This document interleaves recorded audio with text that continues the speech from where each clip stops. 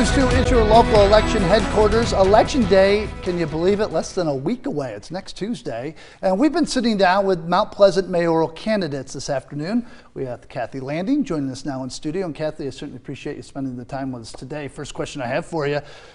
Let's talk about, in your opinion, what's right in Mount Pleasant right now and what's wrong and where we're going.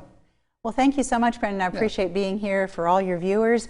What's right? There are so many things that Mount Pleasant has going for it. We have extremely low crime. We have the best schools in the area and really some of the best in the state. And we also have wonderful people and beautiful venues. So we want to preserve all the things that are going so well.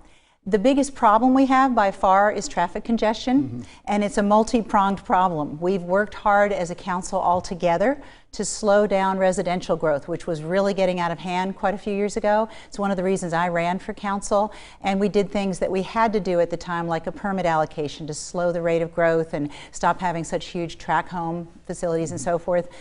We also did other things like an apartment moratorium, but with workforce housing exceptions. And actually earlier a senior housing. We now have pretty much plenty of senior housing. What we still have to do is we need to do a couple major things. The first is we need to do a better job of bringing facilities and services and jobs close to where people live. Because when you have sprawl like we do, especially on the other end of town, the northern end of town, a lot of homes were built with nothing near them, and they're bereft of a lot of the services people need. So you have to get in a car and drive all the way down to the heart of Mount Pleasant here in the Shem Creek area, or you have to drive to Charleston.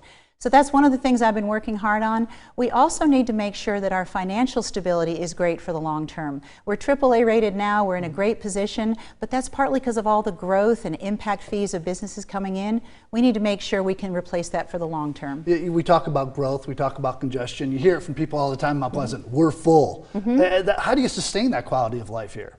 Well, one of the things people have a little misconception on is that if you bring a business, that somehow brings more traffic. Actually, if it's a business that's missing, for instance, north of the IOP connector, there's not a single restaurant for date night. If you want to go out for an anniversary or birthday or special occasion, there's not a single place to go. So what do? There's 45,000 plus people living there. Of course, they go somewhere. So they get in a car and they go south of the connector, or even in many cases all the way down to Charleston. That longer car trip adds to traffic congestion. If you bring fine dining to that end of town and family dining, we need a lot of both, several of both, then you actually can shorten car trips, bring in business revenue, and also help raise quality of life.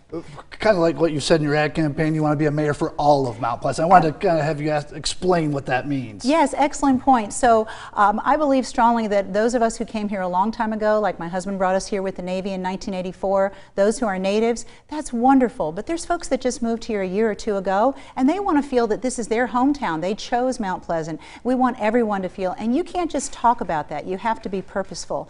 And a good example of that is what we just did recently, where we had the first annual Mount Pleasant Police and Firefighters Ball. I was on here last week with Chief Mixon talking about that, and it was a smashing success. And the great thing about it is people working together in the community, enjoying things regardless of how long they've lived here. One other thing I want to mention on facilities, a great example, a senior center. We really want to have a senior center on the north side of town.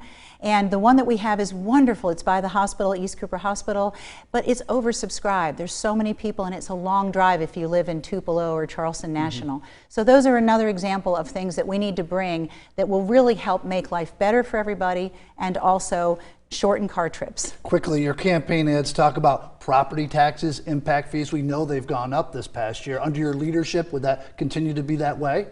No, in fact, quite the opposite. I'm very geared towards, because I have a long history with financial planning and a fiscal conservative, I am very geared towards making sure that we bring the businesses and services that we need, and those actually pay business revenue taxes, and if they're buying property, they pay higher property taxes, which means the rest of us don't have to have an increase. So we can save a lot of money for the town in the long run and for our residents by simply getting the services we need here. Kathy Landing, good luck. We're out of time, unfortunately, but thank you very much for joining us. Well, thank you, Brendan. I appreciate your time. Yep. We are going to break right now. Remember, Election Day is next Tuesday. Stay with us. We'll be right back.